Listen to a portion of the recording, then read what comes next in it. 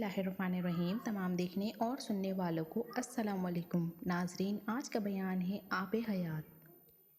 ایک ایسا پانی جس کو پینے والا ہمیشہ کے لیے امر ہو جاتا ہے، وہ چشمہ جس کی تلاش ہر کسی نے کی۔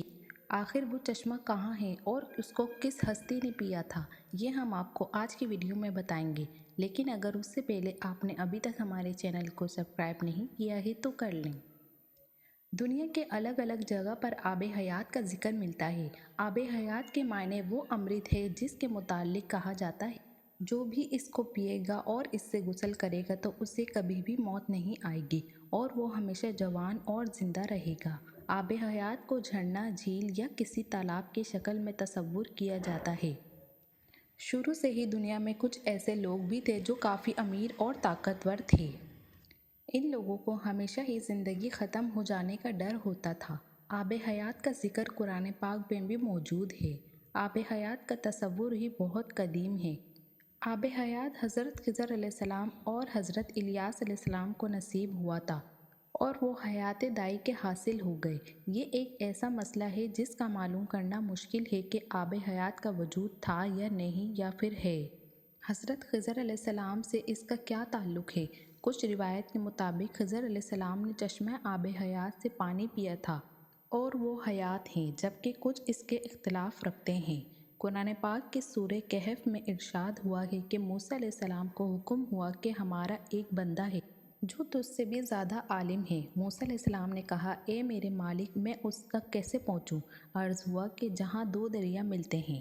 ذوالقرنین جو اللہ کے نیک بندے اور بادشاہ تھے، فرشتوں میں سے ایک فرشتہ ان کا دوست تھا، وہ آپ سے ملاقات کرتا تھا۔ ایک دفعہ حضرت ذوالقرنین نے اس سے کہا کہ آپ آسمان میں عبادت کی کیفیت کو بتائیں۔ اس پر وہ رو پڑے اور کہنے لگے کہ آسمان میں ایسے فرشتے بھی ہیں جو حالت قیام میں رہتے ہیں، کبھی بیٹھتے نہیں ہیں، اور کچھ حالت سجدہ میں رہتے ہیں جو کبھی سر نہیں اٹھاتے۔ یہ سن کر ذوالقرنین روئے اور کہنے لگے کہ میری خواہش ہے کہ مجھے بھی لمبی عمر ملے تاکہ میں اپنے رب کی عبادت میں لگاؤں اس کو۔ پھر فرشتے نے کہا کہ اللہ پاک نے ایک چشمہ پیدا کیا ہے جس کا نام آب حیات ہے، جس نے بھی اس چشمے کا پانی پی لیا اسے کبھی بھی موت نہیں آئے گی۔ ذوالقرنین نے کہا کہ کیا آپ اس جگہ کو جانتے ہیں؟ تو فرشتے نے کہا کہ نہیں، میں اس جگہ کو نہیں جانتا، لیکن وہ چشمہ ایسی وادی میں ہے جس پر کوئی بھی انسان یا جن کا گزر نہیں ہوا ہے۔ پھر ذوالقرنین نے تمام علماء کو اپنے دربار میں بلایا اور ان سے آب حیات کے بارے میں پوچھا۔ تمام لوگوں نے کہا کہ ہمیں اس کے بارے میں علم نہیں ہے۔ پھر حضرت ذوالقرنین آب حیات کو ڈھونڈنے کے لیے سفر کے لیے نکل گئے اور اس چشمے کی تلاش میں نکل گئے۔ حضرت ذوالقرنین نے اپنے اس سفر میں خضر علیہ السلام کو بھی بلا لیا۔ حضرت خضر علیہ السلام ذوالقرنین کے خالہ زاد بھائی تھے۔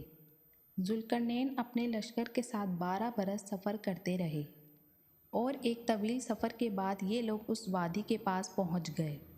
ذوالقرنین اپنے 6000 سپاہی کو لے کر اس وادی میں داخل ہوئے۔ اس وادی میں جاتے ہی اچانک سے طوفان آ گیا۔ کچھ دیر کے بعد جب طوفان تھما تو حضرت ذوالقرنین دوسری طرف چلے گئے اور حضرت خضر علیہ السلام دوسری طرف چلے گئے۔ خضر علیہ السلام چشمے تک پہنچ گئے۔ آپ کو بہت پیاس لگی تھی، لہٰذا آپ نے اس چشمے کا پانی پی لیا اور اس پانی سے وضو بنایا۔ یہ چشمہ دودھ سے بھی زیادہ سفید اور شہد سے بھی زیادہ میٹھا تھا۔ حضرت ذوالقرنین کو چشمہ نہیں ملا کیونکہ آب حیات ذوالقرنین کے مقدر میں نہیں تھا۔ اس پانی کو پینے کی وجہ سے حضرت خضر علیہ السلام کو حیات جاودانی ملی اور آپ ہمیشہ زندہ رہیں گے۔ میری آج کی ویڈیو دیکھنا اور سننا اگر آپ کو اچھا لگا ہو تو میرے چینل کو سبسکرائب کریں اور بیل آئیکن کو پریس کرنا مت بھولیے گا تاکہ میری آنے والی ویڈیوز آپ کو جلدی موصول ہو جائیں۔ ملتے ہیں آپ سے اپنی اگلی ویڈیو میں، تب تک کے لیے اللہ حافظ۔